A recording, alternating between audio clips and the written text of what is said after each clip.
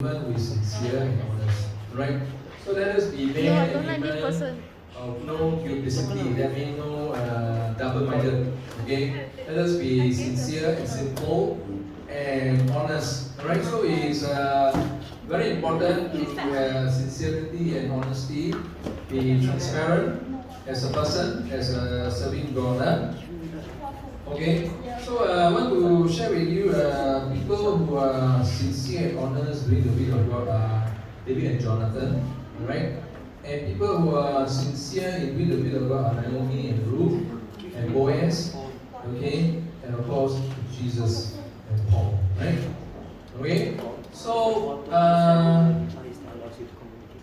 alright, why is he sincere recognition? So in this case for David and Jonathan, although Jonathan was the king's son, he is supposed to succeed his father King Saul, but he recognized God anointing and God power upon David, alright? And he recognized God's power on David, alright? And even though he is supposed to be king, but he said, no, I'm not going to be king, right? But David will be the king. Because he recognized God using him mightily and powerfully. Right, that's one aspect of the sincerely submitting to the will of God. And the other one is Ruby, sincerely submitting to the will of God, although she was a Moabite, but she was faithful all the way. Right, sincere, okay, in doing the right thing. So it's very important. But you understand the context, in the midst of Judges, the book of Judges is sandwiched between Ruth and First Samuel. And the book of Judges is lawlessness. And the book of Samuel also was lawlessness. In the book of Ruth, there was law, so-called, there was law, there was obedience to the word of God. And in contrast with the Jews, and she was a Moabite, but yet she demonstrated that she obeyed the law of God. Right, where the Jews did not obey the law of God. And so you can see the sandwich in the book of Judges, and the book of Ruth, and the book of First Samuel. And then, of course, Jesus and Paul on earth, they were sincere and they were honest. They didn't cause offense to anybody. They didn't cause offense to the culture. They didn't cause offense to the authority. And they didn't cause offense to God's rule and God's commandment. Okay? So today I want to share with you about honesty and sincerity in submitting to the will of God. Okay? And one area of that is sincere recognition of one's call and truly order the man or woman who is called of God in respect of corporations and respect, cooperation and submission. Right? So that everything can be worked in unity and flow. Alright? And the first example I want to share with you about the sincerity and honesty of Jonathan. You know, the day when, let's read this part, after David had finished talking with Saul, Jonathan became one in spirit with David and he loved him as himself. Alright, so they are one in spirit, but they are not gay, okay? Both of them are not gay. Gay is not in the Bible, right? For that day, Saul kept David with him and did not let him return home to the family. And Jonathan made a covenant with David because he loved him as himself. Alright, he was admire David. Okay, Jonathan, sincere submission to David, recognizing God's anointing and call upon the life of David. And then he took off his robe that he was wearing and gave it to David along with his tunic and even his sword. Okay, that's evident, right? And his bow and his belt. So this one is to seal the covenant, the validity of the covenant, and the future successors as David succeeding his father. Okay, and the Bible says that those who truly are of God, they will honor those who fear the Lord, right? Honors, and they will have a confidence in them and submit to their authority because they keep watch over their soul and they will give an account to God. And so that their work will be a joy and not a burden for them. That will not be beneficial to you, right? So honest and sincere submissions to do the will of God is very important in recognitions. And whatever mission Saul sent him to do, David was so successful. The Saul gave him the high rank in the army, and this pleased all the troops and Saul officers as well. So if you are honest and sincere and faithful in doing the will of God, God will cause you to grow and add members to your group and the faithful ones. Right? Start with one. Faithful one, later on it's your group. So today you have 3 groups, there are one, it's okay. Just focus on that one. It's okay. Because as you are teaching the word of God, the word of God actually speaks to you. Right? So stick to that one, even the one that God has given you. Right? So that's okay, that's perfectly alright. Okay? Okay, when a man was returning home after David had killed the Philistine, the woman came out from the town and praised. Okay, praise him. Why? As they sang, Saul has slain only 1,000. David has slain 10,000. So because David was more powerful and King Saul was not honest, he was jealous. Right? He did not acknowledge that God's anointing upon David. Right? So he resisted it and he wanted to get rid of David. And he wanted to kill, right? So, but we know that nothing can thwart the plan of God. Although he was on the run since 17 years old until he was 30 years old. And God did break the culture at the age of 30. David became king. So he was on the run for 13 years, right? He did not immediately become king, no, although he was anointed king. You know why? Okay, this is a clue. That's why you study the Bible, right? Why did God anoint David as king, future king, when King Saul was still around? What was the main thing that God is looking for? Huh? Oh, the heart, yes. God is looking for. So this goes to show if your heart is not pure, likely God will not use it powerfully. You understand that? Only your heart is pure, not all of the so many brothers. When this Samuel will anoint only David. Why? You see, we will not sit down until he came, right? He was looking after the sheep out there. So God will anoint a man or woman who has a pure heart. Okay? What did I say? God will anoint a woman with God will anoint a man or woman with pure heart. Okay, pure heart. So if you want to use by God, your heart must be pure. Alright? When God opens the heart, it will be like pure heart. So the pure heart is very important. That's why I tell you, when you disciple one, if the one is a good one, just stick to that one. And then God will add more. So important thing is focus on the one with a pure heart. It's not the numbers. You need the one with the one that is serious, especially. Right? You have all a group, but especially focus on the one with the pure heart. Because that's what God will use. Right? Okay, God knows the hearts of everybody. You cannot run away one. It is God's anointing, God's power upon that person, the anointing. Right? Okay, this one is not human choice, it's God's choice. Alright? So remember that, okay? Be a man or woman of pure heart, and then God will use you mightily. Alright? So you become king, okay? Alright? So it becomes, but he did not immediately at the age of 17, around that age, he did not immediately become king, right? He has to be on the run. Alright? So when he's on the run, he begins to query. You see, and then he fled from not because King Saul wanted to kill him right many times. And he said, "What have I done? What is my crime? What have I wronged your father?" He told Jonathan. "And why is he trying to kill me?" Okay, out of jealousy, never Jonathan replied, "You're not going to die. Look, my father doesn't do anything great or small without letting me know. Alright? Why would he hide this from me? It isn't so, right?" So Jonathan is respected king. So honest and transparent must protect your leader, protect the church leader, protect your pastor, protect. Loyal and faithful to the leader like Jonathan, faithful to David.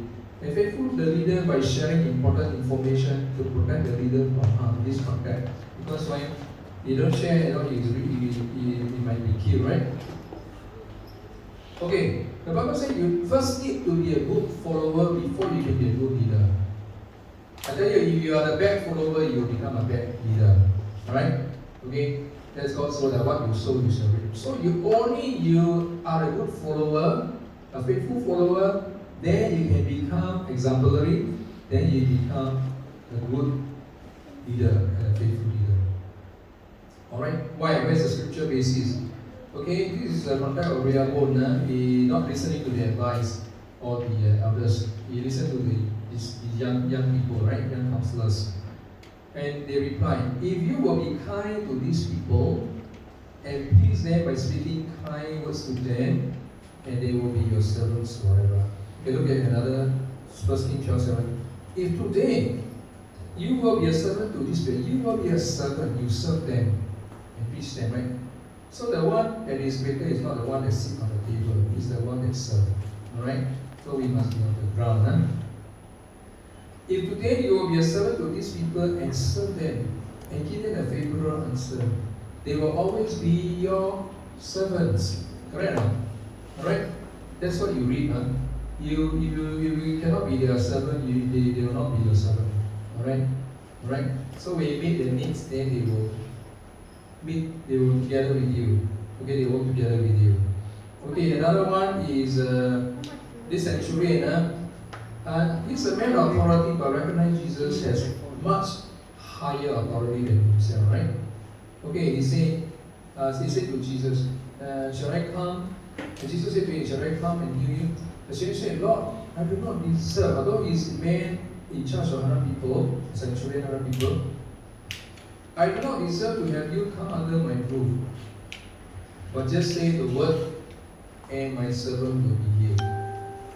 For a man under authority, and when soldiers come, they come, go, they go. Huh? When Jesus heard this, he was amazed and said to those following him, truly, I tell you, I never found anyone in Israel with such great faith. Why? Because he's a man of authority, but he recognized Jesus with higher authority, much higher than him.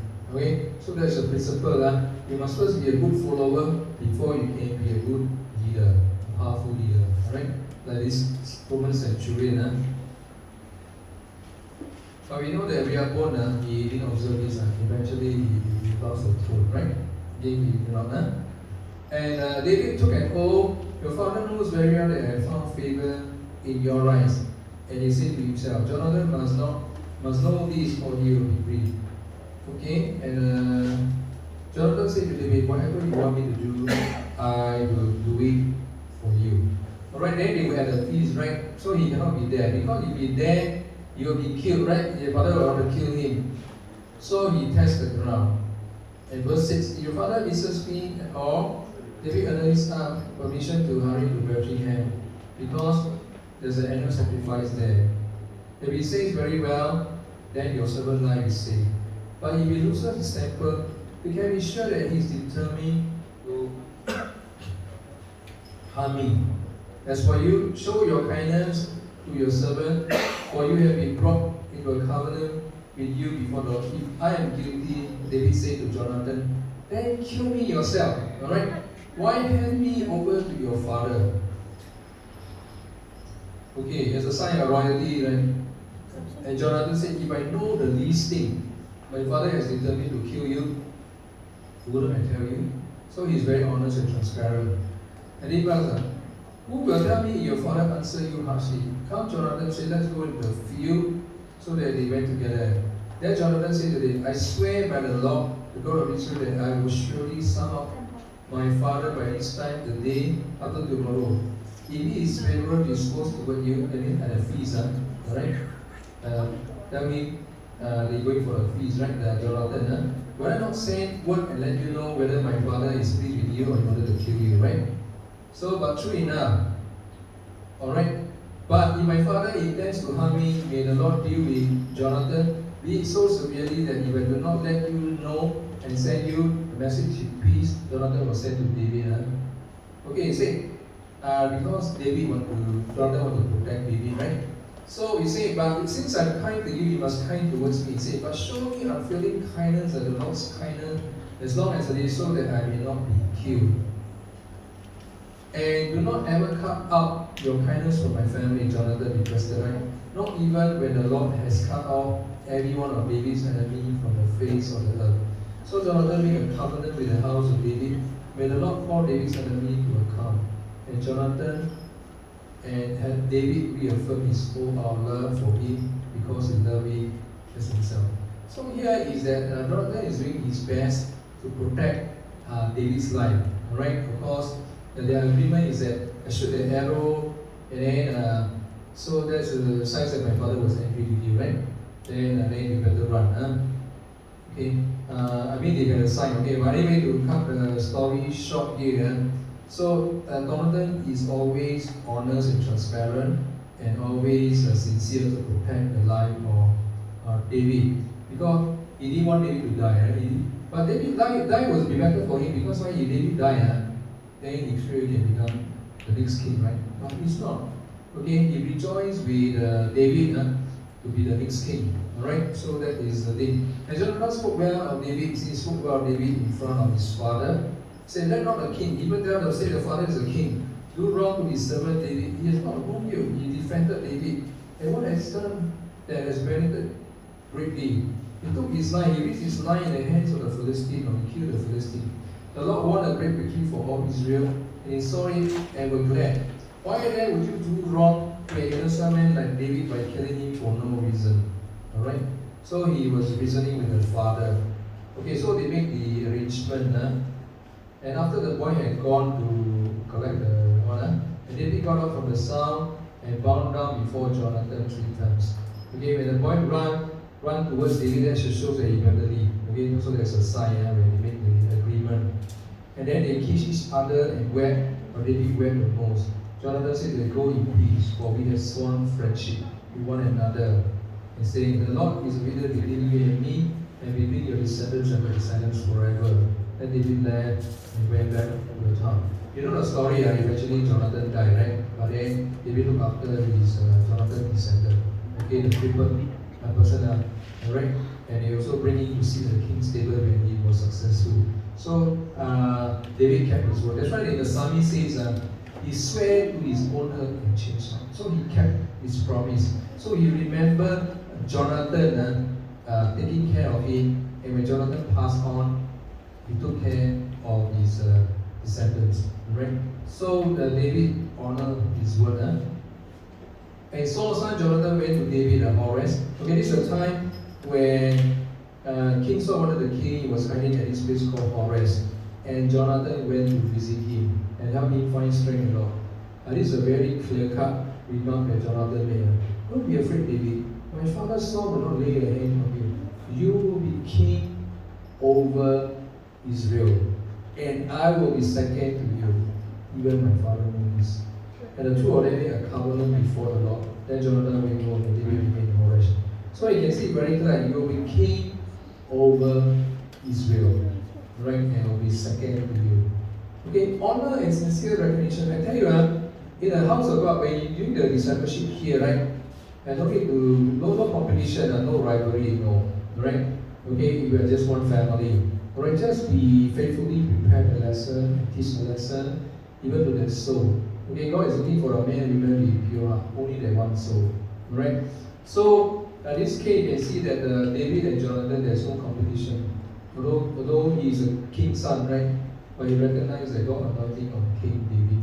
Right? So the principle is that you must recognize one another's anointing. Right? And God is called. Recognition is not man's choice, it's God's choice. Right? You have to recognize that. Okay, it's not manufactured, it's there, put there by God, because God knows the hearts of everybody. Hey, one thing you must know, you must be discerning. No, suka, cincai, no. Must be very specific. But remember when Samuel go and anoint the sons of David, Jesse, right? They never anyhow anoint anyone. No, you must wait until David comes. Then anoint. So wait for the right one. Don't to be in the hurry. Alright? So don't to be in the rush.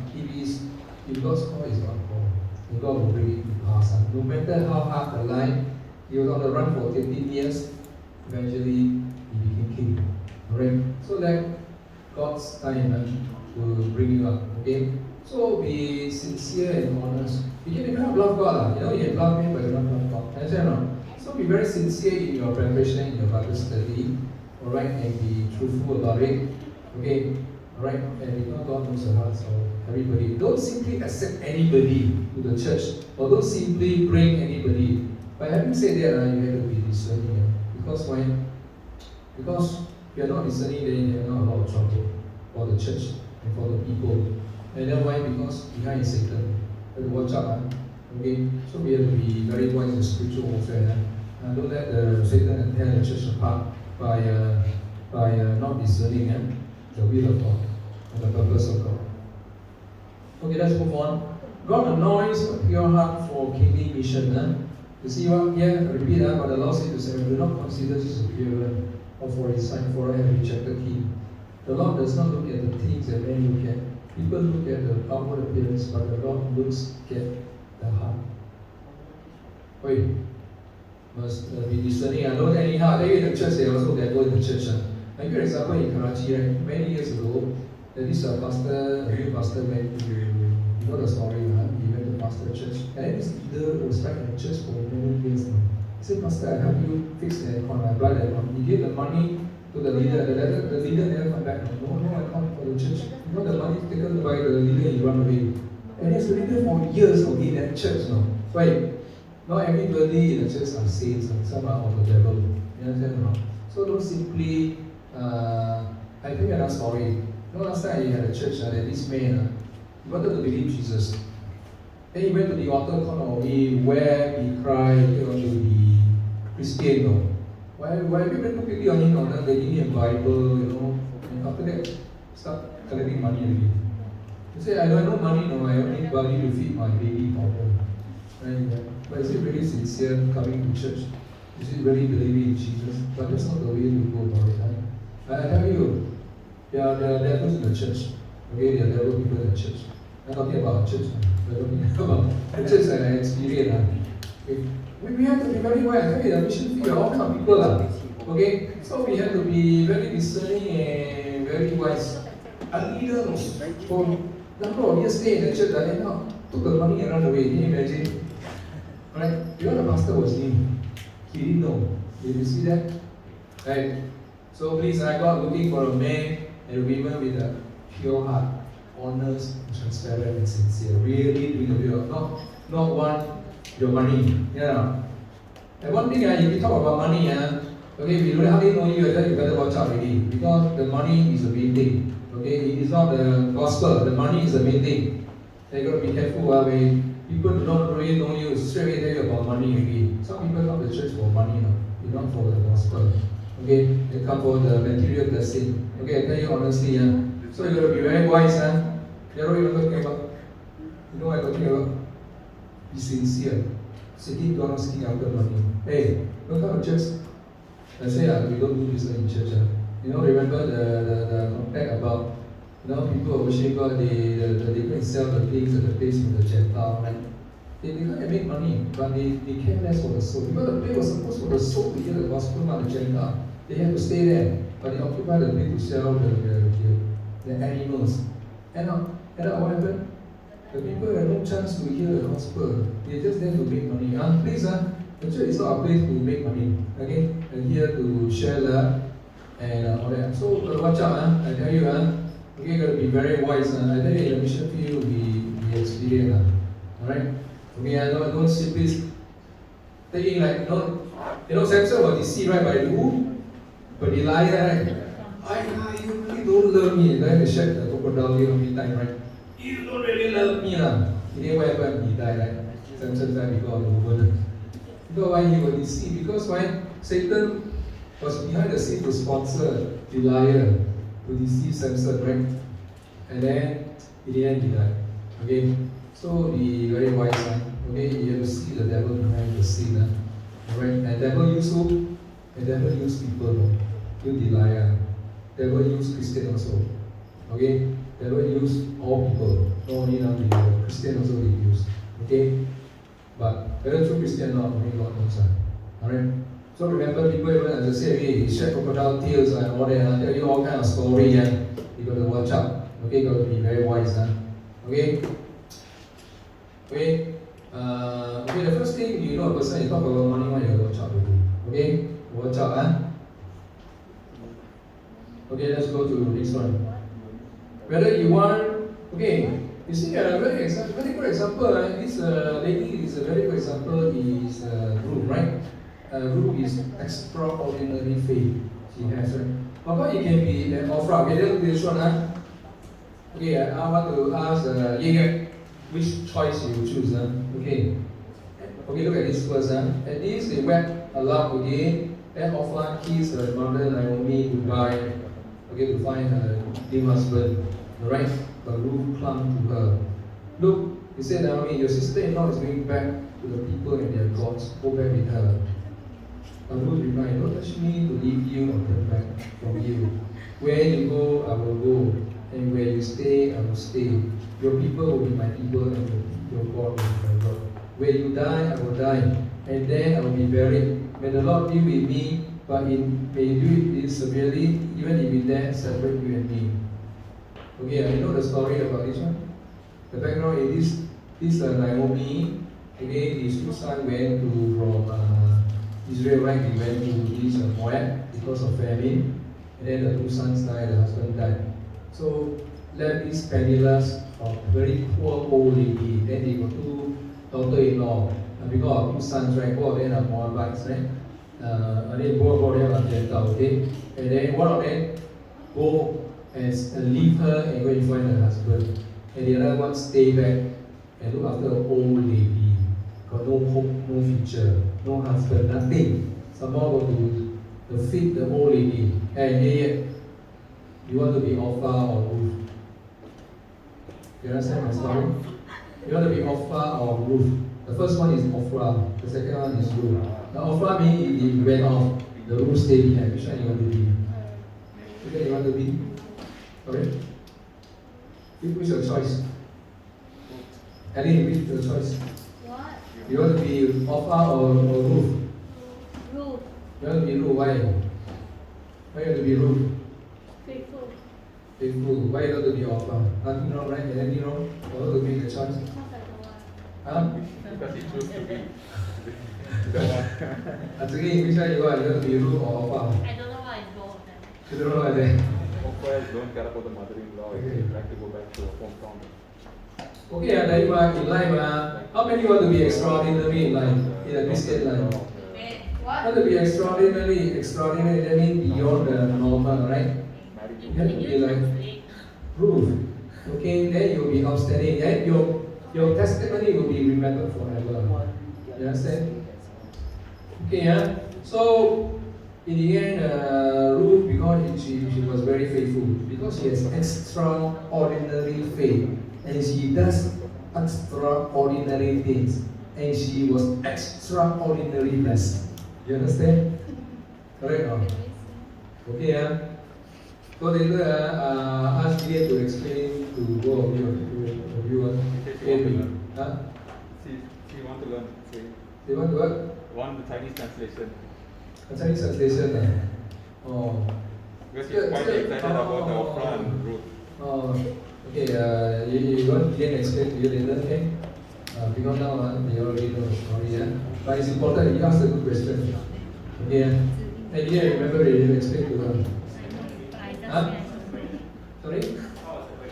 The question is, you want to know who can offer decision, and which is better or whatever, huh? Okay, let's go. Okay, when Naomi know that she was determined to go with her, she stopped urging her, and she came to Bethlehem. Right, you know the rich being molested, being raped, and so on. Huh? And then she worked hard, not lazy, responsible, and being practical, and go to the field and pick up the leftover grain behind. Okay, so she was very hardworking. She very responsible, really looked after the penniless poor Naomi, and so grew in the field until evening. She worked very hard, very diligent. Huh? So she very sincere and transparent and honest. And even she kept the leftover, and she had eaten enough. Practical, alright. Okay, she also take care of herself, not take care of the mother-in-law. And then of course, she was had the courage under the advice of the mother-in-law to propose to Boaz, right? To propose, and Boaz accepted the kindness, alright. And then, but Boaz was a kind person because he said, yeah, I love, even though I like you, but I still observe the cultural norm. So he went to settle with the next of kin to get it properly done. And then what happened eventually, the next of kin doesn't want, right? So then Boaz has the right to marry Ruth, right? And take over buy over the Abimelech, the estate, right? And so on. So that also shows that he's a righteous man. He's an honest man. He doesn't exploit the situation, but he goes through a proper channel. Alright? He did not break the culture. Okay? But if it's yours, the roof is, it belongs to Boaz, it will belongs to Boaz. Okay? So if it is, this man or woman is yours, is yours. Okay? You do what you can. But one thing is that you must do what you can. Alright? Is yours. I tell you, I was praying to the Lord now. I say now I'm coming to 60 years old, right? Okay, by this August I'll be 60 years old. I said, praise God for I still can pastor a church and all that. I say, I just do what I can. Even, because at the end of the day, the most important thing is who I am in your sight. You know how much I have done. It's my character, Christ-like character, and the knowledge that you invested in that one is most important. Maturity in Christ is most important. That's something that you carry with me to eternity. Alright? Because, alright, so the main thing I seek for is the transformation, Christ transformation, and the wisdom that God has invested in me, and that is sufficient. Okay? It's not about numbers, it's not about dollars and cents. That one not important, right? Because it's just that what I can, I just do my best. Right? And most important thing is who I am eventually. Who you are, that's most important. Okay, it's your character, it's not the numbers. How many people you need, how big the church you pastor, how much money you have, or high position. That is not the most important thing. Because the Bible said that when predestinated, they conform to the image of Jesus Christ, who you are. Romans 8:29. That is most important. That is the meaning and purpose of being a Christian. Alright? Is Christ-likeness. Okay, that is the ultimate aim of Christianity.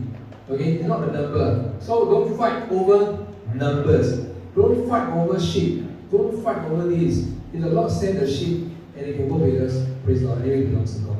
Okay, you don't have to fight over it. Okay, I tell you the self that he comes, at this moment he's okay. Okay, he can click, the spirit can click. Right, and he can see that. One of the reasons why he say he can click, he said because 90% of church people are evangelism. You can click that area. Alright? So at this point in time, then the Lord has brought him to Brother Lester. Alright? And he's comfortable here. So there's David that way. Okay, he here to build church. Because the church, the other side, he cannot be there. Right? And on this Saturday he can. Right? Then he work on Saturday night, right? And probably work when she wake up, come here, and go to work. Okay? So God has brought different ones here. I tell you, I don't know why people like, foreigners like the church. Olivia said, wow, the church is the best church. Hey, Kalai's brother came here. He said, you cannot find one in India. So they don't have any church. And he was saying here, the brother, we let him to the Lord. Right? And he said, unless I find one like here, the church like here, maybe here and what there. I said, well, there's no perfections, but again, whatever you are blessed, you are happy with it. Alright? Because you try to find a church over your country, they can fit in, especially if you find a teacher, you put the address, you find any teachers there, and settle down there, and you need to serve there. Alright? I said, but in Singapore, you come and join us now. Right? Okay, so I said, you still can join us, and on and on. Alright? So remember, who you are, your character is most important. Your quality is most important. Don't do the wrong thing. Okay? Don't fight over it, quarrel over it. Okay, they are all one. They are all one body. Right? And I say the structure is not the most important. Most important is who you are. Right? Okay, let's move on. We do the word of God. So Boaz is why because you know the explanation of faith and you know the proper time, the procedure. And there's a proper time procedures for every matter. Okay, eventually, right, he managed to get room, alright, and legalize the child. The story you know, I won't repeat that. Okay, I like this verse also. And then later on, what happened is, then the elders of all the people that he said, we are witnesses. May the Lord make the woman who is coming into your home like Rachel and Leah, who together build the family. Okay, we want people to come to church to build the church of God. Right? We don't come, we want people here and mess up everything. And we don't want people here and then to ruin the church. Okay, because we tell you, not easy, to build the church because the lady is supposed to come here, right? I tried very hard. Okay, I tell you why. First, Kala was there. We went. Then I knocked on the door. Then on the spot, I led her to the lock, and she accepted. She was happy. She had the joy. And then she said she was going to come one time, right? The next week she wanted to come. What happened? The mother got COVID, right? And then the next week, my wife got COVID. And then after that, I got COVID. And then along the line, now she never replied to my WhatsApp, right? So you ask me why like that. So we have to act fast. For some time, but anyway, God's time, I done my part. Right? This one is beyond my control. All this COVID thing is beyond my control. And then there was obstruction here and there, right? So anyway, what I'm trying to say we learn here is that whenever people got sick, must get them in fast. Disciple them. Because why? Otherwise the birds take away the word and Satan take away the word. Okay? Because they don't understand, right? Take away the word. Satan comes in. And then, what I'm trying to say is Satan comes in very fast. And I say why God allowed this, but anyway, we do not fully understand. But the principle that we must act fast. In this case, we act fast already, but then the COVID stopped. And then what do you say? Oh, you wait for God's time. And then I've done my part, I've done my best. Right? We was a minute, but no reply. So it doesn't matter. Anyway, but there's one verse. In some is very good. No? I think it was Revelation chapter 5 somewhere there. He said, it is God's great love that brought people to His house. Great love. People can come to the house of God with great love of God. So if you don't come to the house, God has His reason. You remember the story today you read? God, what is saying? What did God do to Lydia? Just today you study, right? The whole thing that you study, the two most important things is God anointed Lydia. And the other one, second most important thing is Lydia. What did God do to Lydia? Again, what did God do to Lydia? Just now our Bible story. Anyone remember your story? What did God do to Lydia? You all went through, right? Okay, now, quiz. Anyone?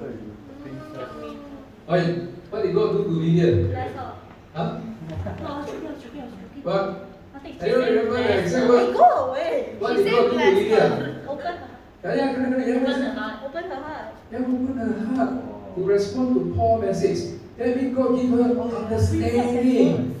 God opens the heart. Hey, you know why so significant? No?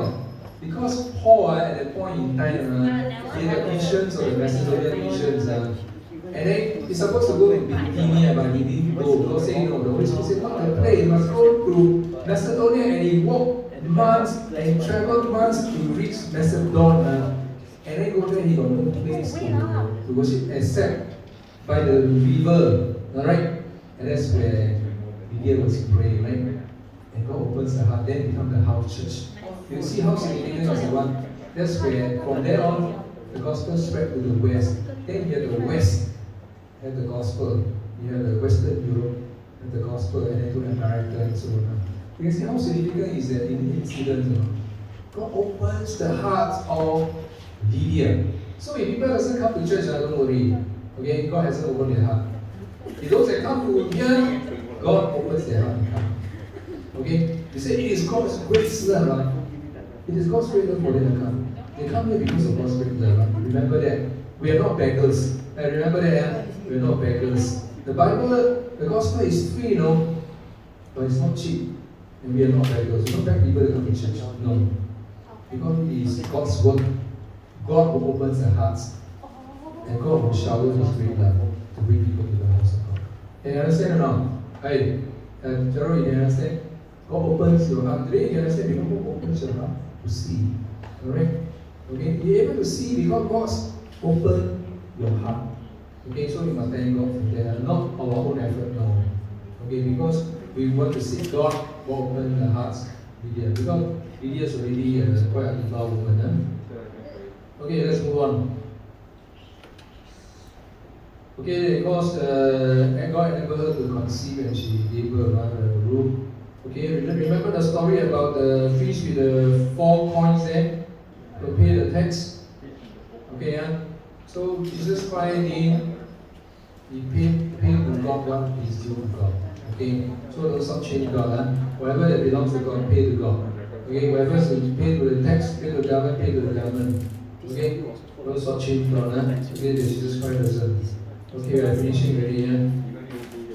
What did Jesus say? Why did Jesus do that? From others, Peter answered, then the children are examined. Jesus said, not to pay what he's a king. He's a king himself. How much did he pay me to pay that? He said, no, I pay because so that we may not cause offense. You don't stumble others. I don't eat food offered to idol. I don't eat blood. Why? For what reason? Because I don't want to stumble people. Because people always think that Christian don't eat blood, a Christian don't drink blood, a Christian don't eat food offered to idol. And our culture here, right? So for the sake of furthering the gospel, and why did Paul circumcise Timothy? Because of the Jew. Because if you don't circumcise, you cannot preach the gospel smoothly. There will be hindrance. So this one is accommodate the culture. It's okay lah. Circumcise, don't try his purity is okay, but nothing wrong. But won't save him lah. Okay, understand? So it's very important that sometimes we, in a culture, okay, we have to consider the feeling of others, the sensitivity, and that's why we don't do that. So what? If I say I don't do it, so everybody is happy, no? So nobody can, because remember, some feedback say that, oh, you drink like Dracula, no? You know, some people make like that remark. So you have to be sensitive to the people's thinking, right? No? Right? So certain things we don't do because of love, or for the sake of unity and love. Right? We don't do it, right? Because we have the freedom, but we don't because we don't do anything to be a hindrance to the gospel. So Jesus said, don't cause any offense. So we make it. Okay, we are finishing already. Remember this verse, Acts 25:8. I like this verse very much. Okay? Paul said, I have done nothing wrong against the Jewish law, against the temple of this season. Last week I said that, right? Okay, this is the kind of life we live. If you want to have a perfect life, this is the kind of life we live. Alright? Sorry? No offense to the government, no offense to God, no offense to the culture. Like Boaz, he go by the culture. And Jesus go by the culture. The day he was 30 years old, he's an adult, Jewish adult. Beginning, Jesus Christ was 30 years old, he went to ministry. He did not go after his own. He's not in a hurry. Jesus is not in a hurry to go into ministry. Right? He reached 30 years old, full adult, according to Jewish culture, and he started only 3 years. Correct? And he's not in a hurry. Hey, don't in a hurry, okay, don't in a hurry to serve God. Just serve regularly, consistently, in God's time, He will promote you. Alright? In God's time, you become king like David. Okay? Okay, you become king like David. Okay? So don't be in a rush. Okay? You do it properly, and do it well, and other aspect of life, you need to take care, need to grow in all aspect of life. Okay? Okay, let's close the last part. Let me close. In conclusion, God is wanting a sincere person, an honest person, alright, and transparent, and okay, and cause no offense to any others. Alright? Submission to the will of God. So I will give you the examples. Okay, today you are here and say, God, I want to be like you. Okay? And extraordinary faith. Alright? And by the way, Ruth reflect the faithfulness of God. Okay? In the midst of lawlessness, like she outshined them all. Although she's not a Jew, she's a Gentile, Moabite. She outshined the Jews. Okay? In the midst of the judges' time, in the midst of First Samuel, all lawlessness. In between, at the same time, she shined. Okay? Above them all. So how many of you say, God, I want to have extraordinary faith and okay, and I want to do extraordinarily by being faithful and honest and sincerely. Honest, that means sincerely looking after God's church. Alright? Sincerely taking care of our church. Let us pray for you. Okay, praise God. Praise God. Any others? Okay, let's stand and pray. God, Lord, today, again, they follow after me in a short prayer. Lord, today, I want to be like Ruth, okay, and Ruth speak of the faithfulness of God to the church. So similarly, God, I want to be faithful in taking care of our church as Ruth take care of Naomi. So I believe that as I take care of the church, you will take care of my future. You take care of my eternal future. You take care of my family. You take care of everything I do for you. So today, if you make a commitment, you take care of God's church, God will take care of your everything. And Amen. Okay, He will give you the best. Okay, and beyond what you can imagine. Amen. Praise God. Thank you, Jesus. God bless all our brothers and sisters here and use them like Ruth to be faithful to your church and take care of your church and you'll take care of them in the future and in the future. In Jesus' name. Okay, and today